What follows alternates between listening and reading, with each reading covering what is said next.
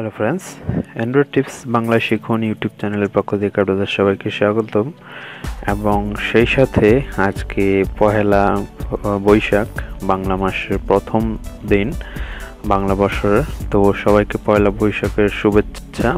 আশা করি সামনের বছরটি সবার খুবই ভালো কাটবে।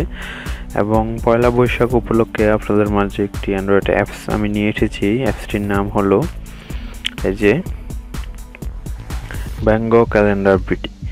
তার মানে এটাতে আপনি বাংলা মাসের সম্পূর্ণ হিসাব কিতাব রাখতে পারবেন। তো আমরা নর্মালি আমাদের অ্যান্ড্রয়েড ফোনে এই যে অ্যাপস প্ল্যানার, এটাতে ইংরেজিতে মাসের হিসাবটা থাকে। তো আমাদের নানি দাদি অনেকেই থাকে যে যারা জানতে চায় যে বাংলা মাসে আজকে কত তারিখ, বা রজবের চাঁদ কি, বা মেরাজের চাঁদ কবে, এটা আসলে আমরা বলতে পারি না। তো আমরা আধুনিক যুগের পোলাপানরা আরবি বা বাংলার হিসাবই রাখি না।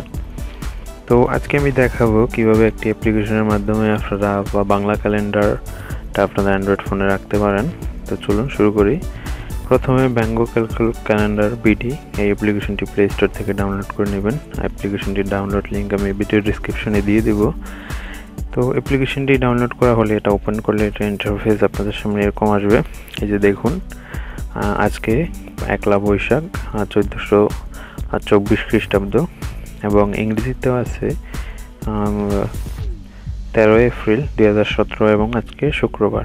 এবং আরবি মাসে হিসাবটাও আছে 16ই রজব 1438 খ্রিস্টাব্দ। তো এটার মাধ্যমে আপনারা বা আরও অনেক কিছুই জানতে পারবেন, যেরকম আপনি ক্যালেন্ডারটা শো করতে পারবেন, বাংলা ক্যালেন্ডারটা। এই যে দেখুন, এটা হচ্ছে বাংলা ক্যালেন্ডার, বৈশাখ মাসের বাংলা ক্যালেন্ডার এটা।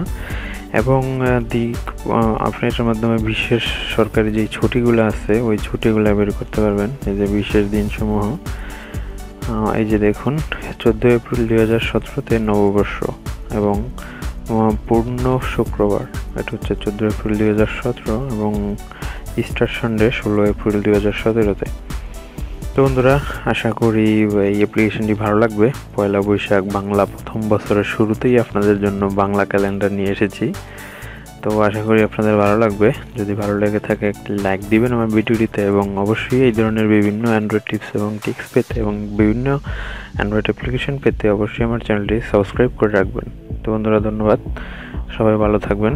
আবার নতুন কোনো ভিডিও নিয়ে হাজির হব। সে পর্যন্ত সবাই ভালো থাকবেন, সুস্থ থাকবেন। আল্লাহ হাফেজ।